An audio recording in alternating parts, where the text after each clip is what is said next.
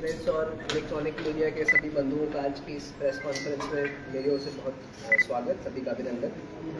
जैसा कि आप जानते हैं, भारत निर्वाचन आयोग ने 45 घाटशिला अनुसूचित जनजाति विधानसभा निर्वाचन क्षेत्र में जो उपचुनाव होने हैं उनकी घोषणा कर दी है।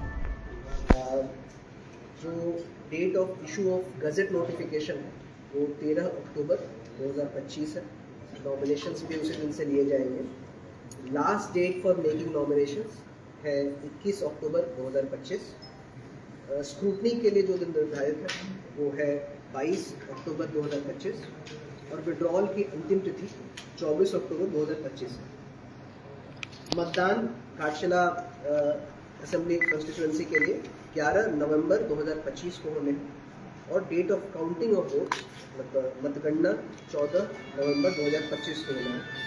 16 नवंबर 2025 के पूर्व मतदान से संबंधित और निर्वाचन से संबंधित सभी प्रक्रियाओं को पूर्ण करने वाले। जैसा कि आप सभी वाकिफ हैं, 45 घाटशिला असेंबली क्षेत्र के लिए रिटर्निंग ऑफिसर श्री सुनील चंद्रा, जो सब डिविजनल ऑफिसर घाटशिला है, वो होंगे और 3 ARO circle officer Bhalbumgarh, block development officer Ghatshila और सर्कल ऑफिसर घाटशिला।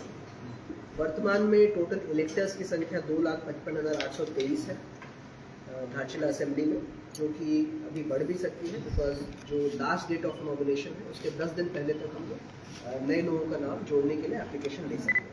10 दिन 10 दिन 13 से 10 10 दिन पहले लास्ट डेट ऑफ नॉमिनेशन का जो लास्ट टाइम है ना, उससे 10 डेज पहले, ठीक है। इसके अतिरिक्त जो मतदाता सूची संबंधित बाकी जानकारी है वो ऑलरेडी आपके साथ शेयर की गई है, पर उसको अगर शॉर्ट में बताया जाए तो थर्ड जेंडर के 3 मतदाता हमारे यहाँ हैं, ओवरसीज इलेक्टर 1 है, PWD इलेक्टर्स की संख्या 2735 है, 368 सर्विस वोटर्स हैं, 18 से 19 के जो इलेक्टर्स हैं 16,178 हैं, मतलब वो पहली बार मतदान प्रक्रिया का हिस्सा बनेंगे। 629 वोटर्स ऐसे हैं जिनकी उम्र 85 से ऊपर है। जेंडर रेशियो जो घाटशिला असेंबली क्षेत्र का है वो 1048 है और इलेक्टर पॉपुलेशन रेशियो 63.84 है। वर्तमान में जो निर्वाचन से संबंधित तैयारी है, जैसा कि आप लोगों को ज्ञात है, उसके संबंध में कार्रवाई की जा रही है निरंतर। डिस्पैच, रिसीविंग और काउंटिंग हमारा जो कोऑपरेटिव कॉलेज है जहाँ पे जनरल इलेक्शंस में हुआ होगा, आप सभी ने देखा होगा, वहीं पे उस प्रक्रिया को संपन्न कराया जाएगा।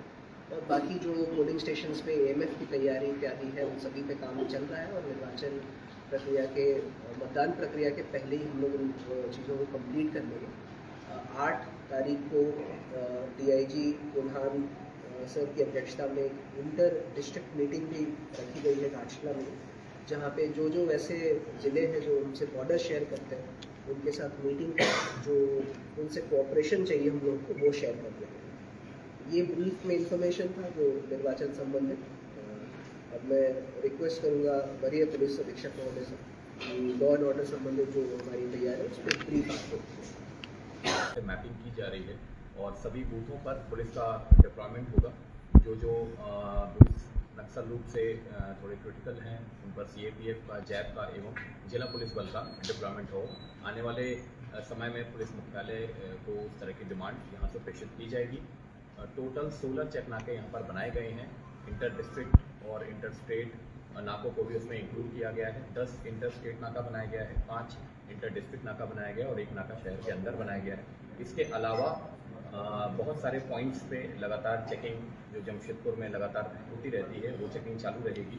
जो भी हमारे नॉन बेलेबल वारंटी अपराधी हैं या जो फरारी हैं उनको गिरफ्तार करने के लिए और उनके वारंट्स को एग्जीक्यूट कराने के लिए लगातार अभियान चलाया जाएगा।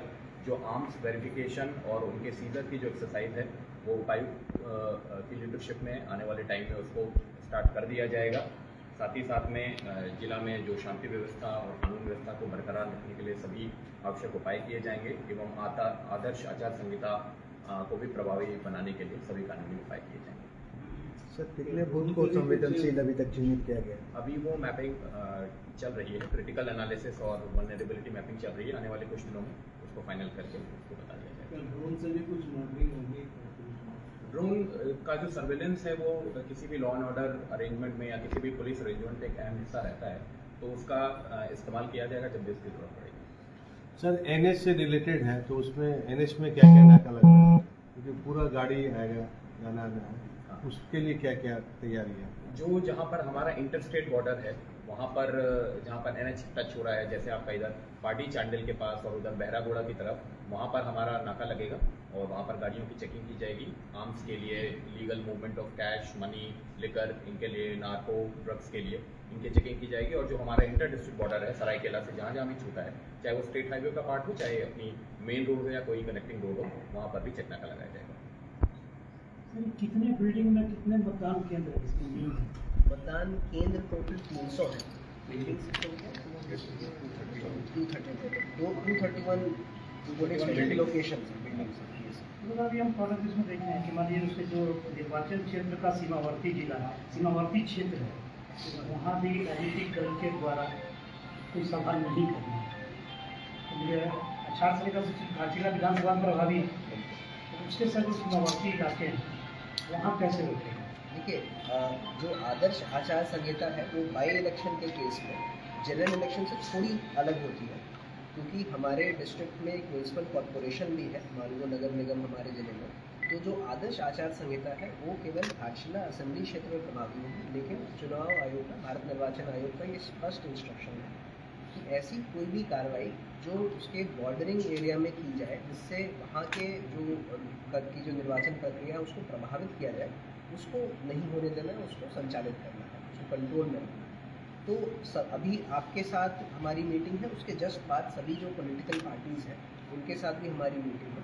तो उस मीटिंग में सभी पॉलिटिकल पार्टीज़ को ये कन्वे कर दिया जाएगा कि आदर्श आचार संहिता घाटशिला असेंबली क्षेत्र में प्रभावी है और सभी बॉर्डरिंग एरियाज़ में कोई भी ऐसी पॉलिटिकल गतिविधि जो कि निर्वाचन को प्रभावित कर सकती है